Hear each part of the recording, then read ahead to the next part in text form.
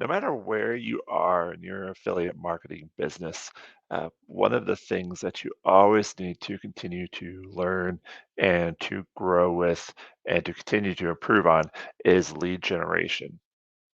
And so it's my goal here in the group to continue to spend a lot of time on that because if you're struggling, it's probably because of lead generation. There are one of a couple of reasons why you could be struggling in your affiliate marketing business. The first one is you're not getting enough people in the door, not getting enough people eyeballs on your offer, as we like to say. The second reason is you're just not good at conversion, so moving them from cold, untargeted leads into your ecosystem and building that know, like, and trust factor. So those are two reasons why you might not be getting the results that you were hoping to get when you started in your business. Because let's face it, everybody when you start in your business, they're you're very excited, right? Because you've seen a lot of times a video on TikTok or Facebook or whatever, and talking about how you get into this business and it's so easy and you're going to be making 5, 10K a month or more. And when you don't experience those results and you continue to see those posts, it's very, very disheartening. And you just wonder why, because you feel like you're doing the same thing that everybody else is doing. And that's part of the problem, honestly.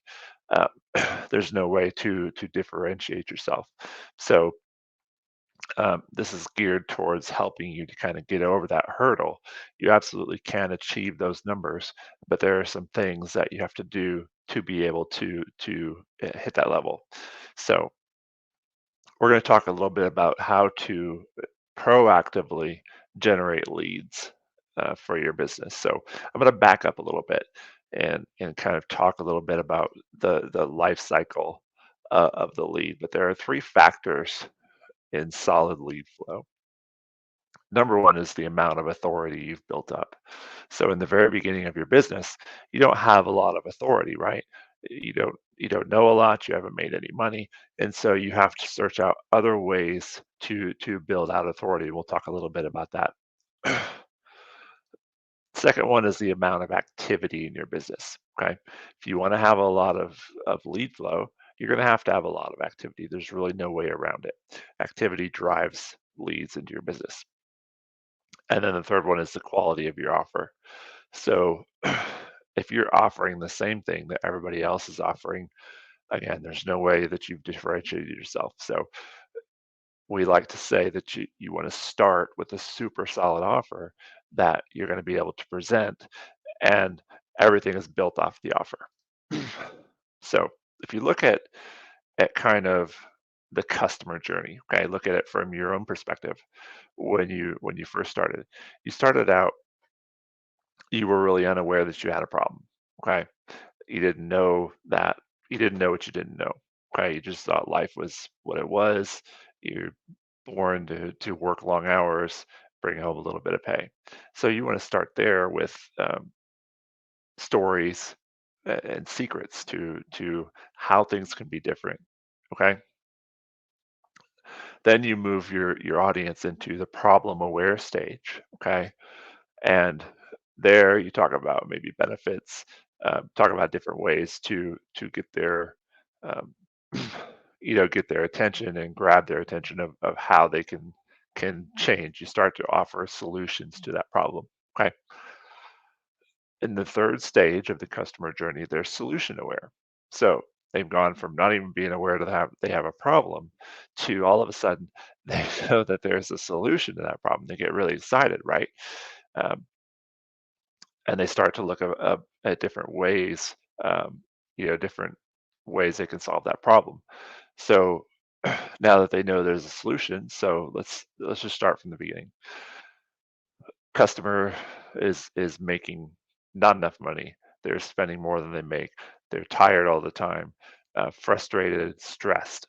Okay, then they become aware that that's a problem. That's not how everybody's supposed to live.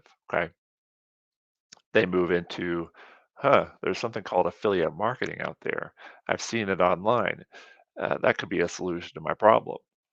Then there are several different products that they can take advantage of that can help them to solve that problem. So they become just more aware of the different products in the niche that can help solve that problem, then finally, um, that's when they become most aware and they're ready to make a buying decision at that point.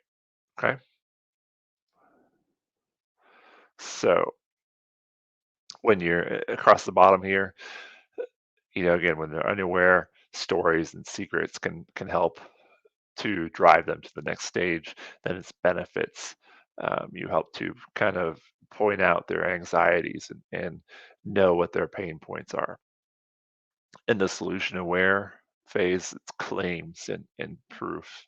Social proof is what we call it. So claims, don't get this confused, okay? I'm not saying go out and make income claims and um, talk about how much money you are making if you're not making that money. These claims and this proof could be very, very small things in your mind, but they're ahead of what the customer's at. So, it could be you've grown your warm audience. It could be you've made your first sale. It could be, you've brought 1,000 new leads into your business, or 100, or 50, or whatever that number is. The point is, you're at a point ahead of where they're at. Okay.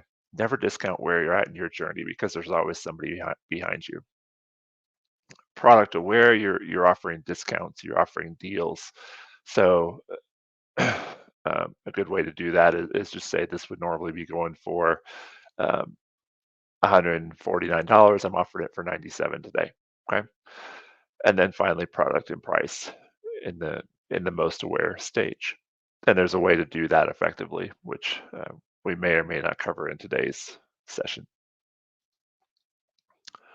All right. So why is this all important? So it gives you an understanding of when to make an offer, and it gives you a plan for content creation. So if somebody's at the very beginning of the stage and they're problem unaware, you're not going to reach out and make them an offer, um, about making money online or how to do it if they're not even aware they have a problem yet. So it's a whole process of where you want the customer or the prospect to go throughout their journey, and you have to know where they are in their journey. Okay, Uh, if you're making an offer too fast, they're not going to be interested. They're not even going to be ready for that.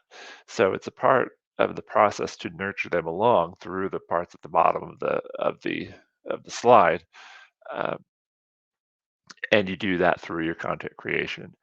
Now, remember, your bucket ideally is going to be filled with people in different stages of this process. Okay, so you can use stories, you can present benefits, you can use social proof, you can use all these different ideas for your content because ideally they're going to be reaching different people in the different stages, and they're going to move them along through the process. Again, who do you target? You target all of them, at least at the beginning of your business. So when you're going through the process, um, through different kinds of content, you are reaching various people in various stages of their customer journey. So you never want to be at the point where you just sell, sell, sell, sell, sell. Okay. Even though it's a sales driven business, right? Sales is ultimately what puts money in your pocket. That's not the point of your content creation. You're really just looking to nurture people along, and then at the end of their journey, when they are ready to make that decision, that's when you're going to be there with your offer. Okay. But it's important to uh, know where they are in their journey so that you can target. So who do you target when you make the offer? You're targeting the people who are at the end of the journey. Who do you target at the beginning? You're seeking people who have a problem, don't know they have a problem yet, but they're still in your market. So, as an example, somebody who's at the beginning of the process and is problem unaware. Okay, you're going to post some content that says, "I used to work 50 hours a week, and I'd bring home 3,000 a month, and my bills were 3,200. I had nothing in savings, and every month and every trip to the grocery store was stressful." Simple. Somebody's going to see that. They're going to say, "Hey, that sounds a lot like me." that's a problem. There's a different way to go about it. So through that content, you're starting them in their journey and they'll move along through the stages. So important factors to drive leads. Number one is your offer. Okay. At the end of the day, you know you have a product that's going to solve their issue. Okay. You don't want to present it too soon, but you know that everything that you do is based on your offer. And then number two is your authority. Okay. So your offer and your authority are two factors that are going to ultimately drive leads into your business. And when you're able to create a solid offer that is so good that somebody feels silly saying no to, and then add your authority factor to that, then you're going to really start to see your business take off. So when you think about the offer, and this is from Alex Hormozzi's book, $100 million offer, there are a few different factors. So if you want to have the highest value offer, and again, this is perceived value, okay? You want to take your lead or your prospect's dream outcome. Okay, so maybe that's making $10,000 a month. $10,000 a month is a great goal to have. And then you want to multiply that by their perceived likelihood of achievement. Okay, so that's kind of the top level of the equation. And then on the bottom part is the time delay to achieve results. So how long is it going to take them to achieve their dream outcome? Okay, times the effort required. So what you want to do is you want to have really increase the dream outcome and increase the perceived likelihood of achievement. So if somebody says, "I want to make 10K a month," and then you can through your content show that that's a very likely achievement. That's a great goal, certainly achievable. And then on the bottom part, you want to decrease the amount of time it's going to take to achieve those results. Okay. And then also decrease the amount of effort that's going to be required on their part. Now, what I want to say about that is you never want to say it's not going to take any effort.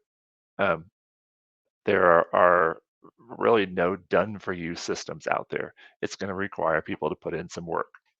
So I encourage you to be realistic, um, and also be realistic on the time delay to achieve those results. Ideally, you want to get this to the time delay to as low as possible and the effort required to as low as possible. But what you want to point out is that in the beginning, it's going to take a little bit of work. People are going to have to put in some effort to get the results that they want to have. So the great offer is going to include your core product, whatever it is you're promoting. Okay. It's going to include how your customers are supported. It's always so important to have a great service after the sale, incentives and bonuses. So, what that means is, as an added bonus, I'm also going to throw in maybe it's 1 hour of coaching call each week, whatever it is, and then ways to eliminate the risk. So, a great way to eliminate the risk is you're going to make your money back in 90 days, or I'm going to work with you until you do. Okay. So it's a great way to tell them that, hey, I'm not going anywhere. I'm going to work with you. I'm going to provide ways for you to not only make your money back, but get to that $10,000 a month level. So a good offer is always going to differentiate you from 99% of the other marketers out there. Okay, most people are throwing stuff at the wall, hoping something sticks. They're sending people to a funnel, and then it's more like, I'll see you on the other side. And a lot of people, you sign up under them and never hear from them again. So having a good offer that includes all these four things is going to, like I said, is just going to put you head and shoulders above the crowd. So there are certain ways to build your authority in your content. One is your position in the marketplace. And the way you can do that is through student results, um, What I mean by that is either students of you, people who you've worked with, who have you've helped to see great results. If you're not in the at the point yet where you have students, other people in your business, okay? Who did you learn from? What kind of results are they having? Uh, Feel free, ask the person their permission, but share those results. Say so and so has had their first 1K month, or so and so has hit 5K after 90 days. Uh, Second part is your results. And again, I know it's hard in the beginning, but your results might include I've doubled the size of my Facebook group. I've brought in 100 leads a week consistently for the first 3 weeks. Okay. Next thing is your leadership. People are drawn to leaders, and building leadership skills and leadership attributes is something that is going to help you greatly, because as you get customers, it's your job to help to lead them in the right direction, just as you were led in the right direction. Okay. Finally, ways to build authority is polarity. You might say something crazy that people might just not agree with, but you're going to stand by that. So I stand by posting 3 to 5 times a day on social media doesn't work to build a business. Okay. Now, there might be some people out there who disagree with that and would come out and say, it absolutely does work. I've been able to do this. But here's what I would say: there are probably at least 75, 80% of the affiliate marketers out there who go out, they try to build a business by simply posting 3 to 5 times a day on social media, and then they get frustrated. It's a huge, huge market, bigger than you'd even guess. So it's a polarizing statement to say that it doesn't work, because um, that's the impression that's given to people as they start in the business. Is all you have to do is post 3 to 5 times a day. But there's more to it than that. So having some kind of polarizing statement or philosophy in your business is going to help you to build authority and stand by it. The other thing is consistency. You're going to want to consistently work in your business.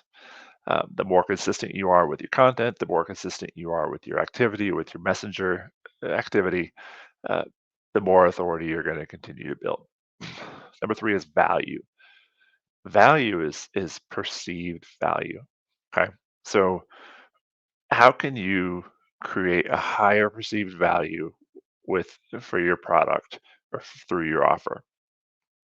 There are a number of ways to do that, and we can talk about that a little bit more. Social proof. Again, we talked about this. Social proof is providing results. I added X number of leads. I grew my email list to 3,000 people.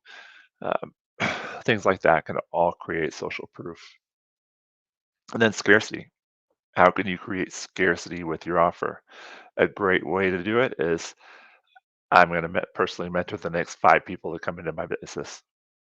Now, 5 people, is pretty scarce. If you said I'm going to personally mentor the next 10, 15 people, not as scarce. So think about how you can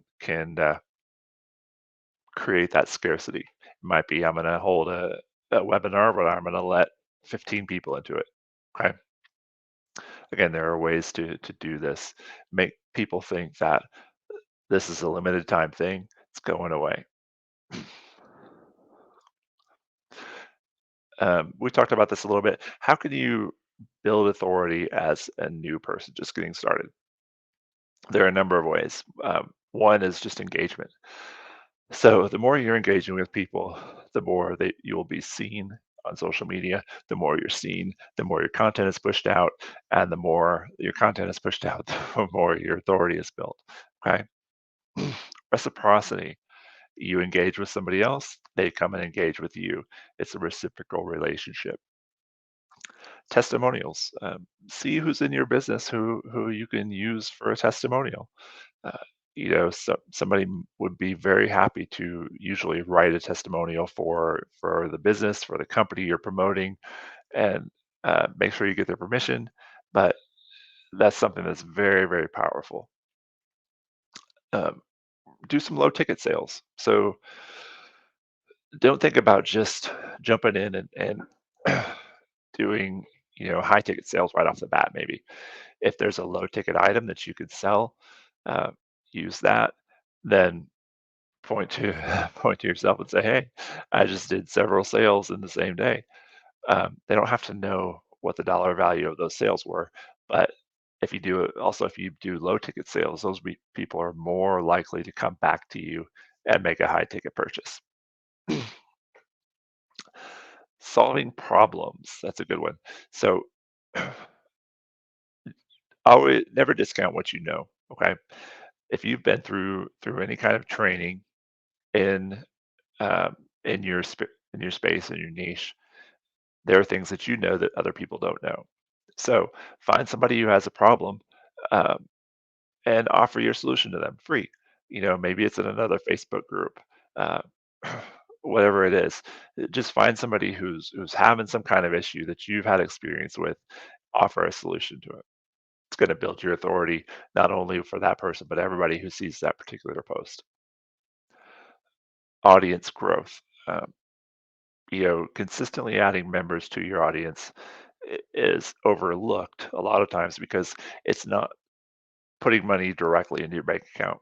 But as you grow your audience, you are growing your pool of leads, and that's something that you can point to uh, as a way to build your authority. Number seven is deferred credibility. So if you look at this, deferred credibility is simply not pointing to yourself as the credible person, but pointing to the product or the program that you're promoting. Uh, you know, Showing credible results of what people have done inside of that program. And then number eight is just being genuine. If you're going in and you're saying you're making a lot of money and you're not, people are going to sniff that out. There's a huge, you know, there, there's a huge benefit to just being yourself, sharing where you are in your journey, being vulnerable. Vulnerability builds trust very, very quickly.